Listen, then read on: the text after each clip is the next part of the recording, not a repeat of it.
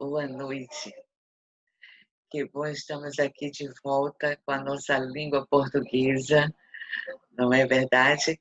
Como é maravilhoso estarmos eh, adentrando nesse mundo literário, nesse mundo intelectual e na vida desses homens. Então, nós agora estamos observando que a leitura de mundo ela é imprescindível, buscar os dados biográficos pertinentes para que possamos compreender com mais clareza, com mais nitidez. Então, nós vamos continuar trabalhando com o Patinho Feio, com esse conto clássico tão extraordinário, que realmente reporta-nos a valores extraordinários a serem trabalhados, a serem observados, a ideologia, é muito interessante. Então, vamos ver um pouco, eu trouxe para vocês também pesquisaram, vão ter a oportunidade de interagir comigo, e agora eu quero interagir com vocês um pouco da biografia do autor do Patinho Feio. E aí observarmos o que tem de comum, em que a vida deste autor teve importância nesse conto, se ele realmente pôs, se influenciou, se o que ele vivenciou na vida real tem a ver com a historinha, essa história linda, essa história infantil, que serve também para nós adultos, uma história maravilhosa como é do Patinho Feio. Então vamos ver alguns dados biográficos a compartilhar com vocês. Vamos observar com os nossos slides, ok? Vamos aqui para essa parte técnica.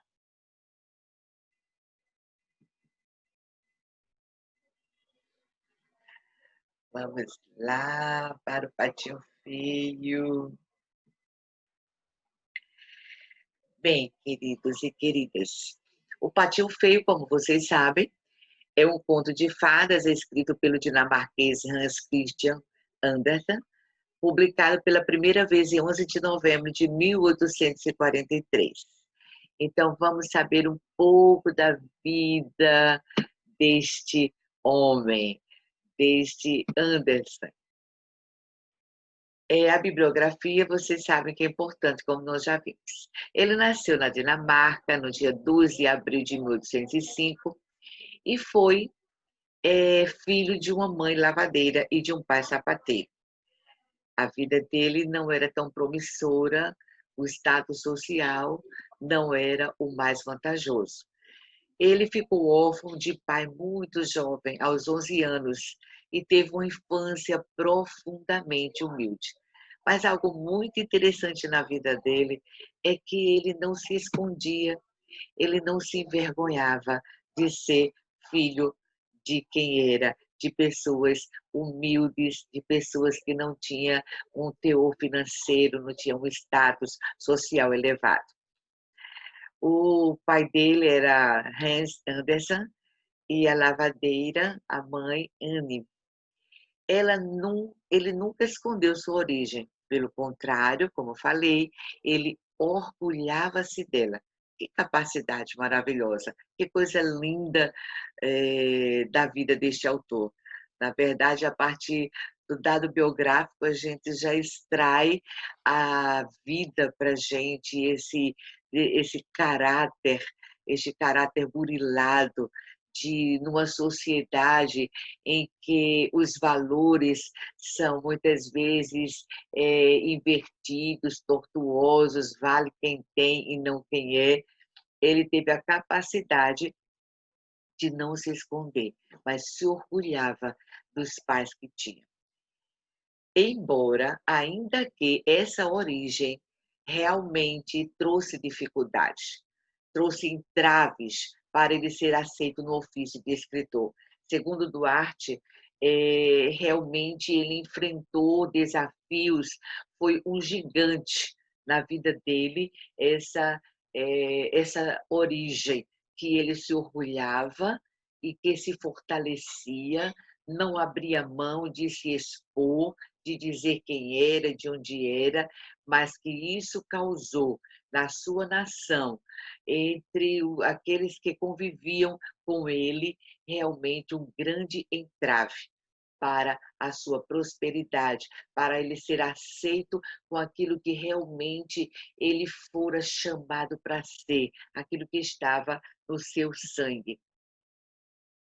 Para alguns pesquisadores, muito pelo contrário, a sua origem humilde foi responsável pelo fortalecimento de seu realismo e de sua consciência social. Muito interessante, não é?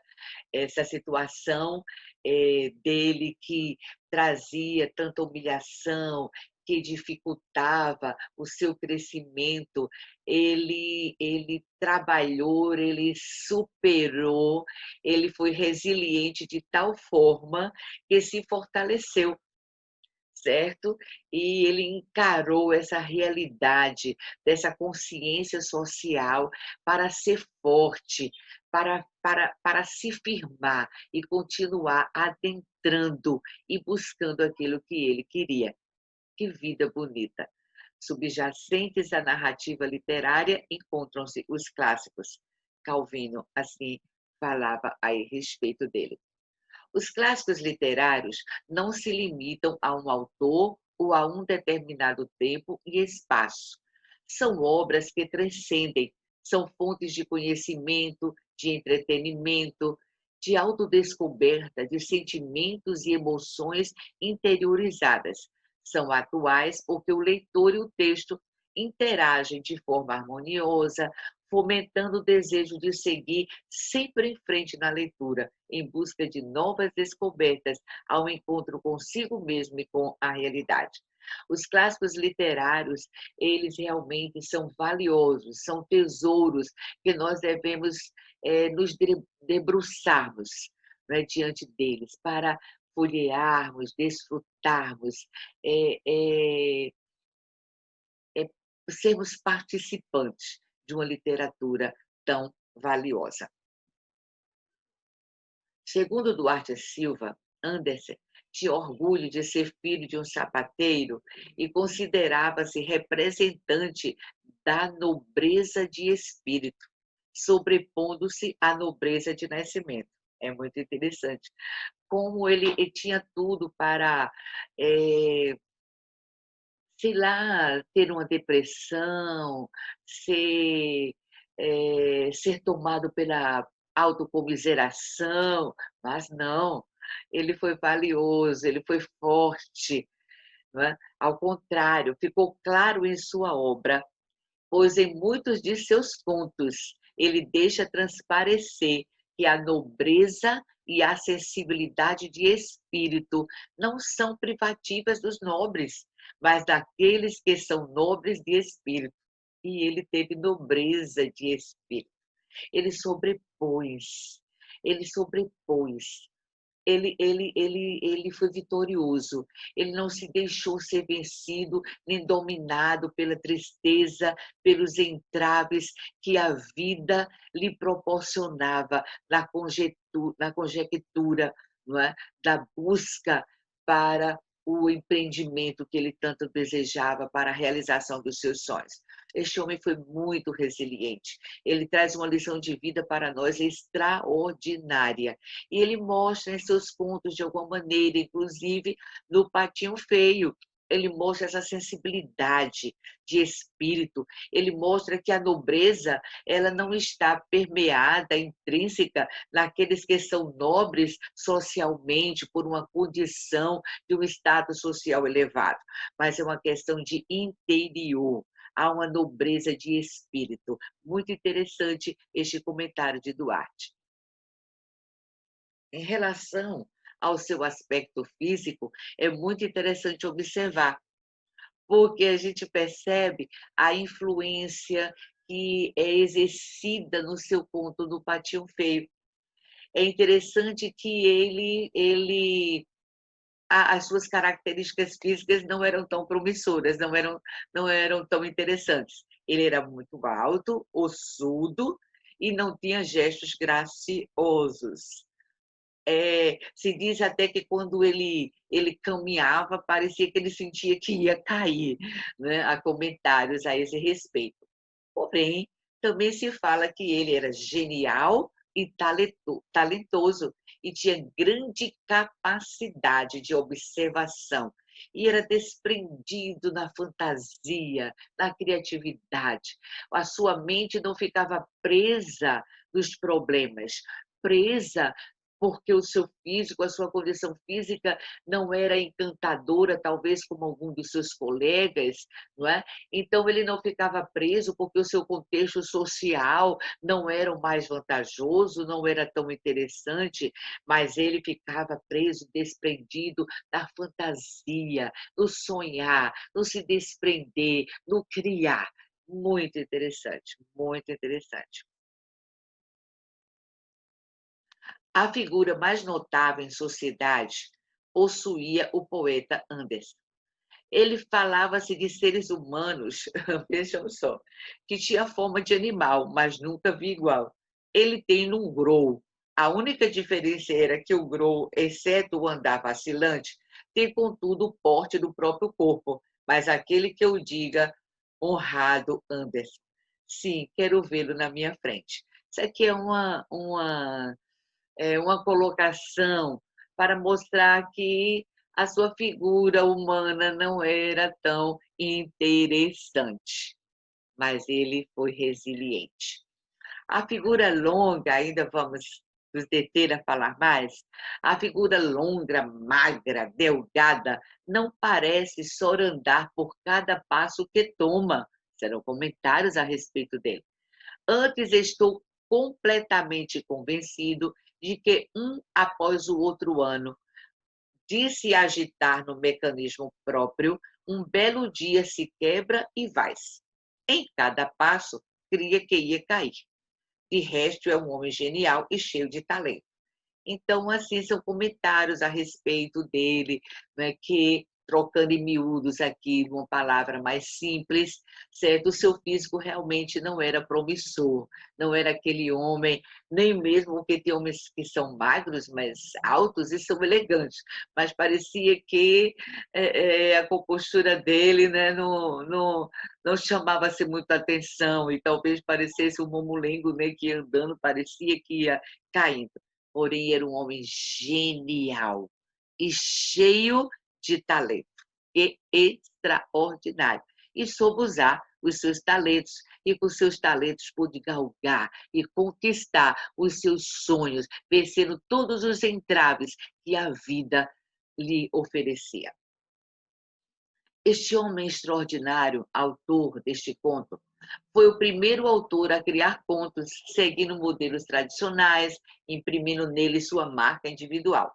Ao traçar a biografia de Andersen, há que, em realidade, iniciá-la com a advertência preambular de ter muito seguido o destino dos seus contos. Muitos depois saíram, não é, seguindo a sua desenvoltura, a sua criatividade, mas foi ele que começou. Andersen trabalhou primeiro em Odense. Veja a sua vida dele como interessante. Em uma fábrica de panos. Ele não começou já no sucesso. Como eu já falei, ele teve entraves por conta da sua origem. Então, ele trabalhou numa fábrica de panos e depois numa fábrica de tabacos. Em ambas, foi demitido, porque cantava e contava histórias na hora do trabalho. Estava no sangue do homem. Eita, e aí se exteriorizava. Mas no lugar onde ele estava, não podia. Logo começou a distribuir cartazes de trabalho. Se enveredou por este caminho, mas não deu certo. Tornou-se aprendiz de marceneiro, mas foi demitido. Ainda não chegou onde ele teria que chegar. Porém, chega o seu momento, há a sua hora. Ele chegou porque ele perseverou. Ele chegou porque ele conseguiu adentrar, caminhar, não desanimar, continuar sonhando. Ele mudou-se para Copenhague, quis ser ator e fracassou. Mas Neste mesmo período, foi recomendado a Jonas Collin que o adota como pupilo. Em algum momento, em algum lugar, vai ter alguém reservado, preparado para você ter o sucesso. Vai ser aquela pessoa preparada, reservada. Eu diria que é algo meu pessoal, que Deus preparou para que ande com você lado a lado. Às vezes nós andamos para o lado direito pensando, é fulano. Para o lado esquerdo é cicrano. Para frente é beltrano. Mas nem é beltrano, nem é cicrano, nem é fulano. E às vezes alguém que você nem menos esperava. Então, ele mudou-se, ele não ficou estático, ele não ficou parado, mas ele continuou galgando, ele continuou caminhando. Tem um versículo na Bíblia que é muito interessante, que diz assim, no livro de Isaías, a palavra de Deus diz assim, me permitam, mesmo na aula de português, fazer este adendo. Diz assim, não temas, ó vermezinho de Jacó, e fala, eu farei de ti um trilho cortante. Eu creio que Deus fez este homem ser um trilho cortante. Ele foi cortando as desavenças, cortando as humilhações, cortando as dificuldades e foi embora, e foi embora. E viajou e se mudou para Copenhague, não desistiu. E lá encontrou essa luz no fim do túnel. Jonas Polly, que o adotou como pupilo, encaminhando primeiramente para a escola de Glagelse. E tendo como reitor Simon, este reitor foi assim algo extraordinário na vida dele. Veja só, o recebeu na sua casa, com a sua família. Ele passou a fazer parte daquela família do reitor. Está vendo? Quem diria o que ele passou? Quem diria que ele encontraria? Será que é parecido com a história do patinho feio? Será que tem a ver com a história do patinho, que encontrou tantas dificuldades, que saiu à busca, à procura e, de repente, novos horizontes acontecem na vida do patinho? Pois é, o autor dessa história veio exatamente cair nas mãos dessa pessoa que o adotou e depois desse reitor. E lá em Copenhague, ele iniciou sua ascensão cultural e intelectual, atribuindo ao dia de sua chegada, 4/9 de 1819, simbolicamente como o dia do seu nascimento para a vida e para o mundo. Era a realização dos seus sonhos. Ele estava se encontrando para aquilo que realmente ele nasceu.